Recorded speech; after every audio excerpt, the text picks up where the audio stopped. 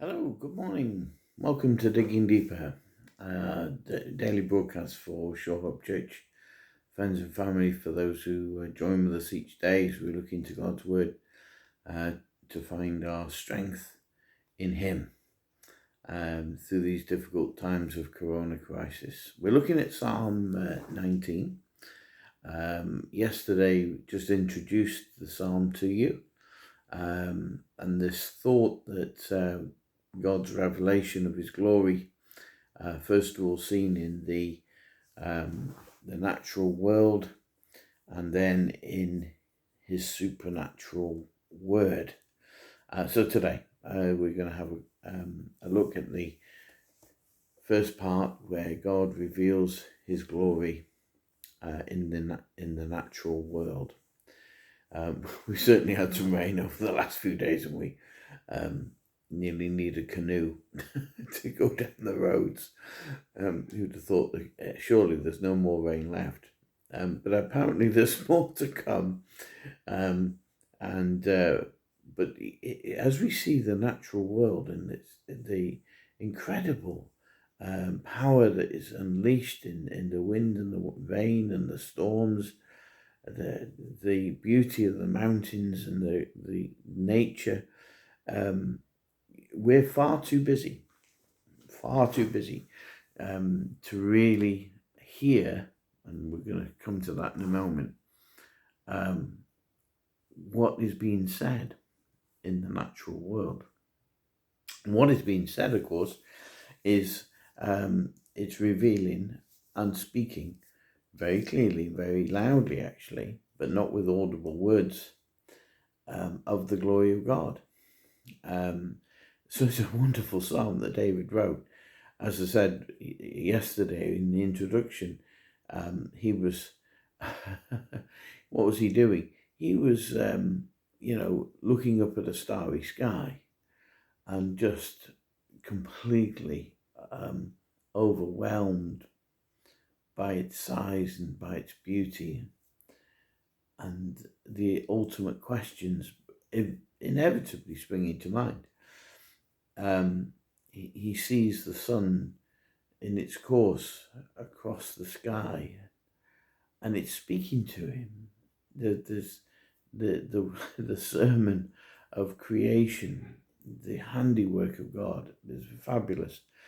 So God is revealing Himself. Let's just read those first 6 verses of Psalm 19.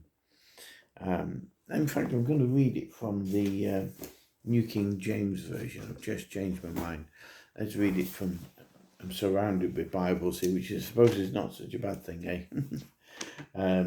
Psalm 19 in the New King James Version. If I can quickly find it. Nearly there. Okay.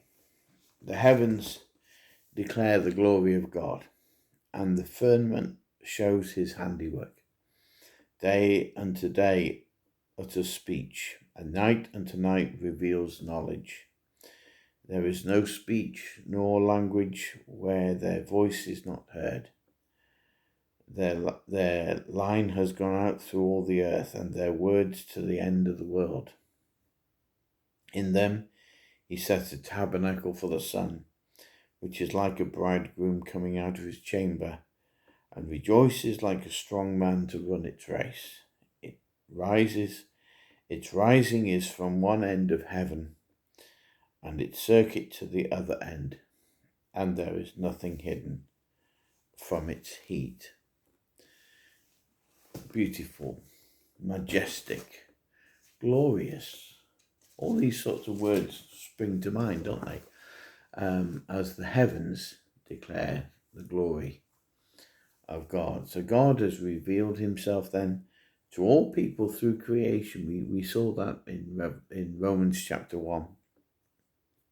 Speaking of the universe, the heavens, when he speaks of the heavens, he's referring to the sun, the stars, the planets, all in their course, all majestic in their brightness and the pattern and the just fabulous symmetry and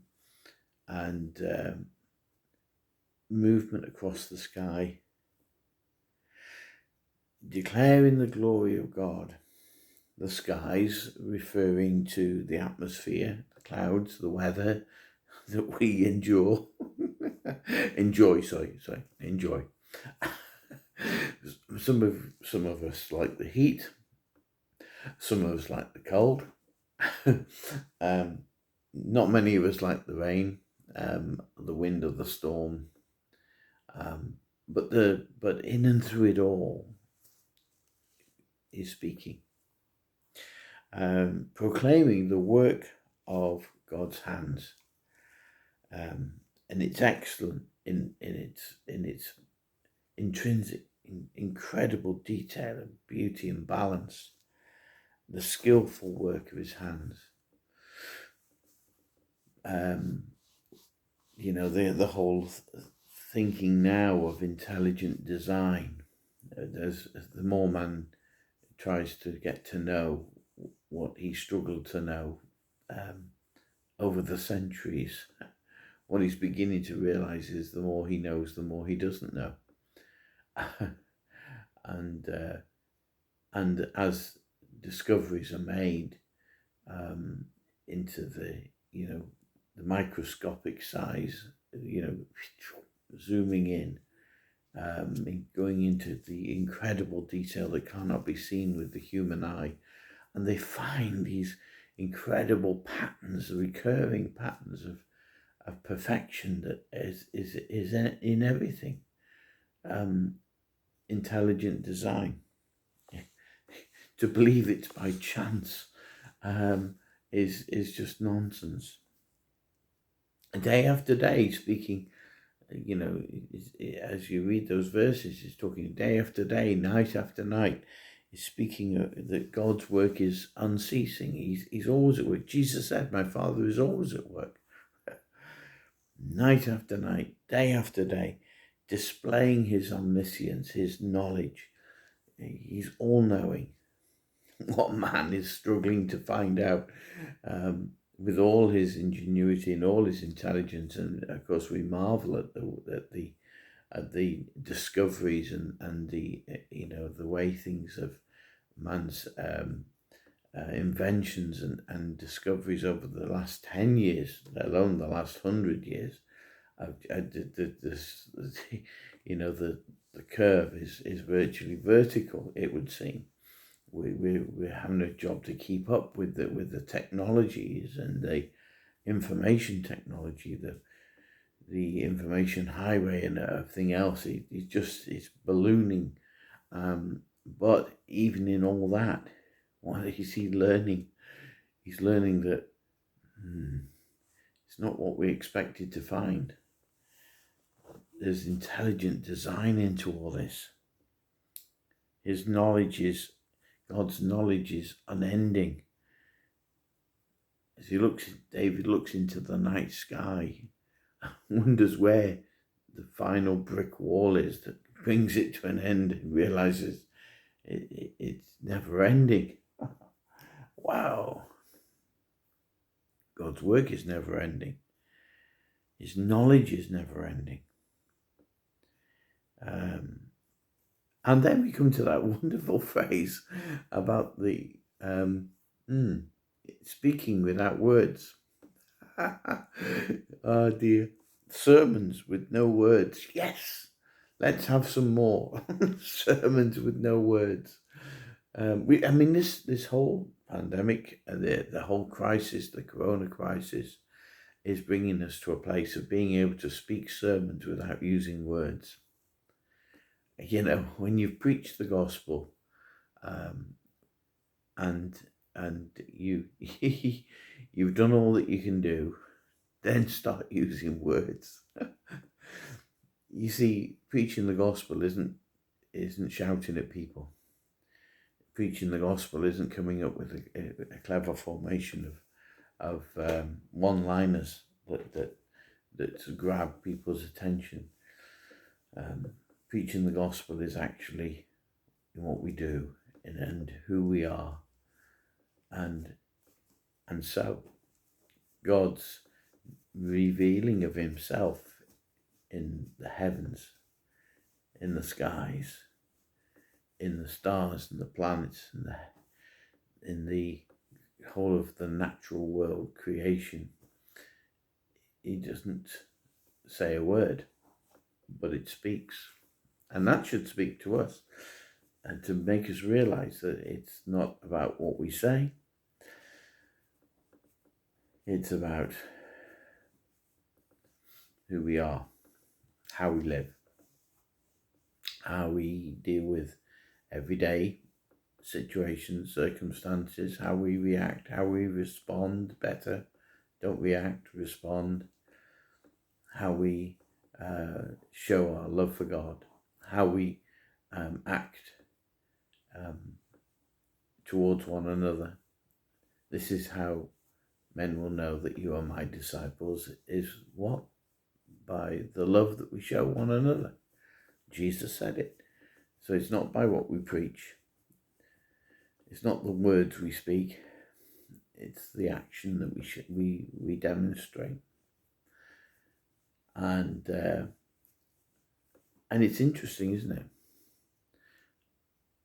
When we take the time to listen, take some chill time and go up the mountains, go out into a lonely spot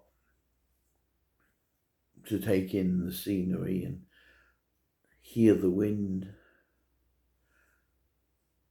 see the grass and the flowers and the panoramic view, the formations of the mountains,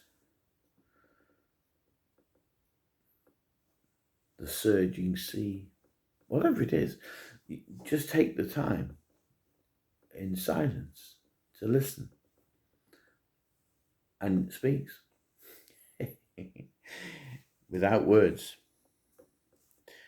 The creation doesn't speak with audible words, it still speaks, and it can be easily heard if we are prepared to take the time to be still and know that he is God, to hear and to see.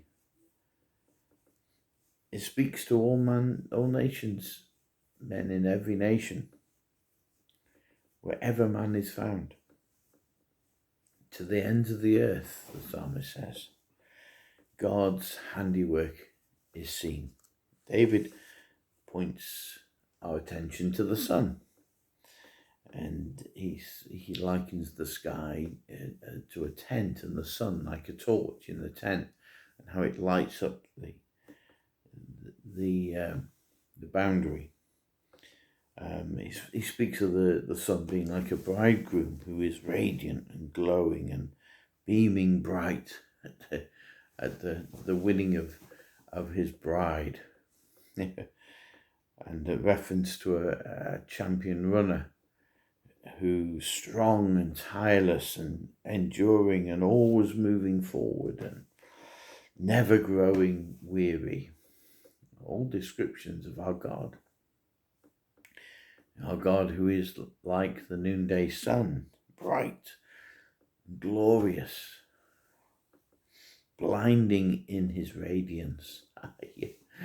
Yeah, don't look at the sun because of its glorious radiance. It reveals the glory of our God.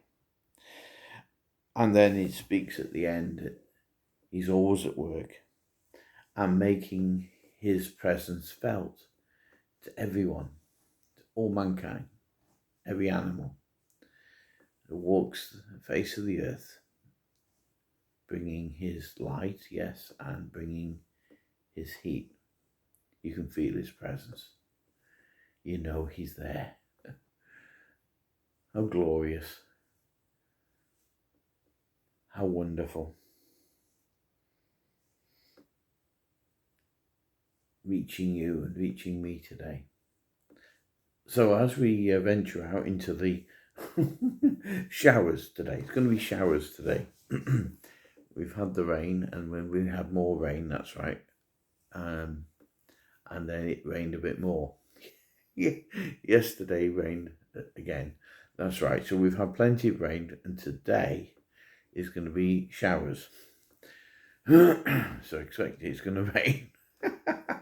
Okay, but when you do see the sun,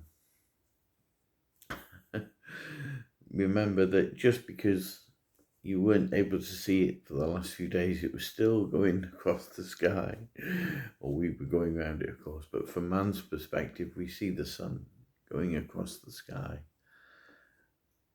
in all its glorious radiance, like my God, who reveals himself in the natural world by the work of his hands.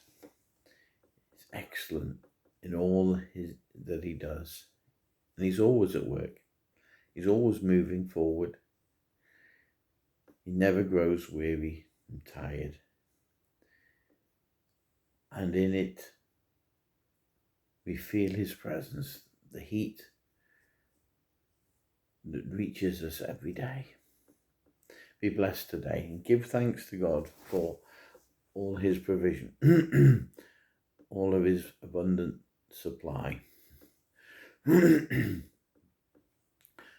All mankind is desperately trying to work out how they can find a new energy source, isn't it? That isn't going to cause more global warming. So, of course, we're moving to electricity, with electric cars and everything else, wind power. But how are we going to generate all this electricity? How are we going to generate all this power? Well, actually, Einstein made a very simple observation that all we need to do is find a way to harness the energy in the sun, because if only we could learn how to, and of course we're doing that with solar panels, but we're only just scratching at the surface, and the amount of power that's available, if only it can be absorbed and transformed and used and utilized and stored, so that when it goes dark at night, you still got power. Actually, that's all the power we ever need. Just like our God, that's all we ever need. He is all we need. All I need is you, Lord. Be blessed today. Have a good day. And when the sun shines, just remember, our God is always at work, whether we see it or not. He's been at work. The sun's been in the sky over the last week, even though we haven't seen it much. But he's been doing his job. And even though we might not be able to recognize exactly what God is up to in all this torrid time with COVID-19, believe me, he's at work, bringing about his purposes and his plans. And all we have to do is align ourselves with him. So have a good day today. Let's pray. Heavenly Father, we just thank you that you're always at work. You never grow weary. Even though we might not be able to see exactly what you're doing, might not be able to understand it. Maybe the clouds of COVID-19 have just obscured our vision. And day after day we become just that little bit weary. But today we find our strength in knowing that you've revealed your glory in the heavens. The handiwork of your hands is excellent in all its ways, perfect in balance, perfect in intricate detail. You don't miss a trick. You're there every turn. We give you praise today that all of our lives are in your hands as we give ourselves again to you today. We thank you that you've revealed yourself in the natural world, and we take time today to hear your voice and hear the sermon without words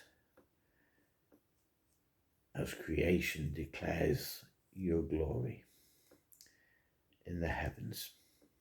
Oh Lord, we pray, in Jesus' name, help us reflect that glory in every moment of the day.